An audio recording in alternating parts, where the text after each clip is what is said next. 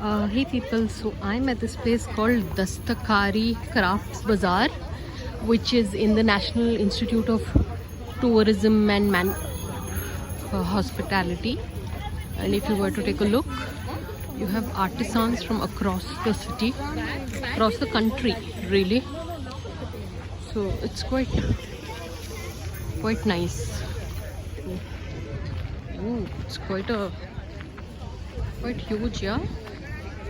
So this is how it looks, and apparently today is the last day, but according to the article in the paper, this craft bazaar would be till the 18th. So yeah, that's a cute place I'd like to check out. So yeah, this is how it looks. Crafts, yeah, they're just so pretty, all of them.